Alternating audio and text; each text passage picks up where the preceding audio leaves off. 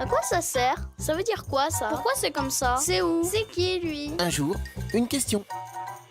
C'est quoi le piratage informatique? Certains informaticiens très doués arrivent à pénétrer dans un ordinateur illégalement pour y voler des informations. Comment? Grâce à des programmes capables de trouver des failles dans la sécurité du réseau d'ordinateurs d'une entreprise ou d'une famille. Ou avec quelqu'un qui aide le pirate, volontairement ou non, en installant un virus sur un ordinateur. Mais à quoi servent ces attaques informatiques? La plupart du temps, c'est surtout un jeu pour des génies du web qui veulent se faire remarquer. Mais le reste du temps, c'est sérieux. Souvent, les pirates cherchent à voler des informations, comme les numéros de carte bleue ou des infos personnelles. Par exemple, un pirate a volé des photos intimes provenant de téléphones de stars pour gagner de l'argent. Les pirates sont aussi parfois engagés par une entreprise pour attaquer les ordinateurs d'une autre entreprise et connaître ses secrets. Et ces attaques sont difficiles à détecter. Du coup, certaines entreprises espionnent sans que personne ne le sache. Enfin, des fois, c'est un pays qui utilise le piratage avec un service de police qui infiltre les ordinateurs de criminels. Par contre, certains pays font du piratage politique.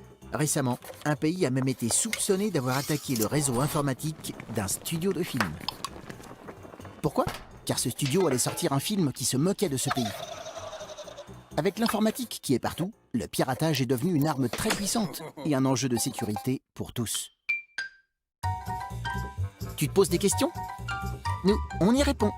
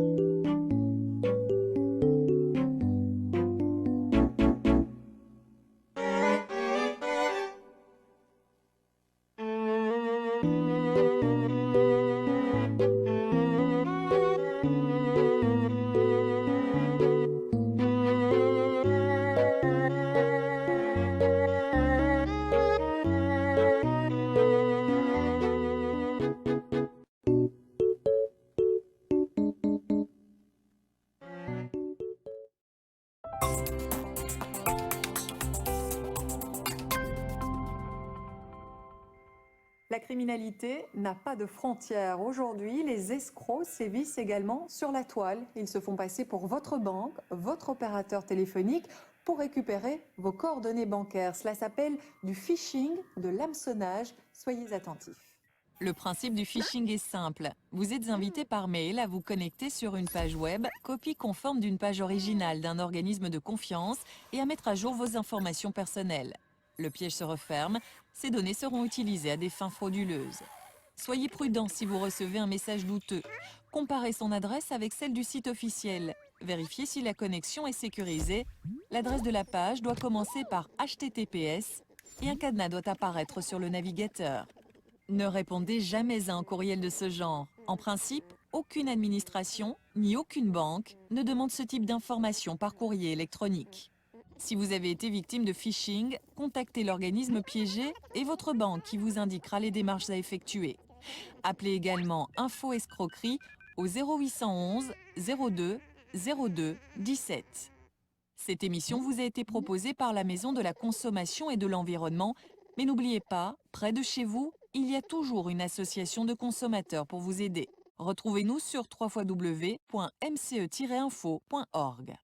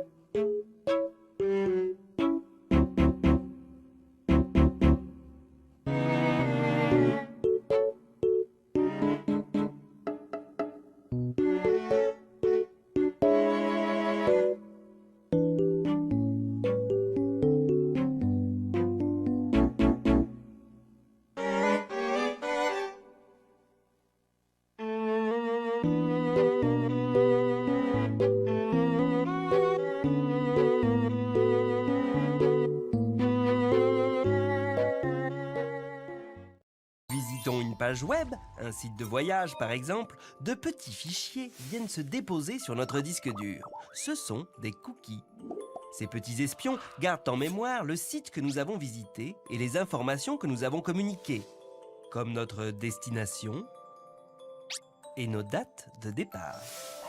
Ensuite, les autres sites consultent ces cookies pour, notamment, nous proposer de la publicité ciblée.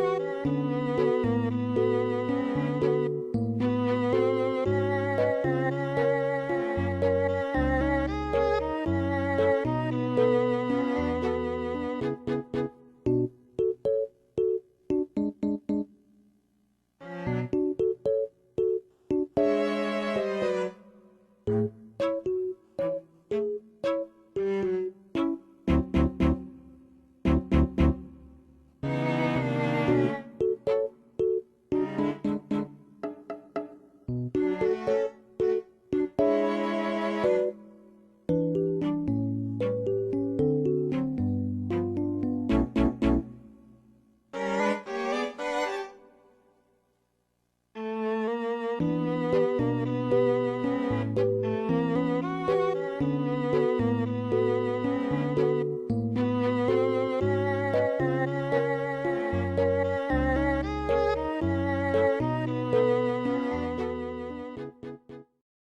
quoi ça sert? Ça veut dire quoi ça? Pourquoi c'est comme ça? C'est où? C'est qui lui? Un jour, une question.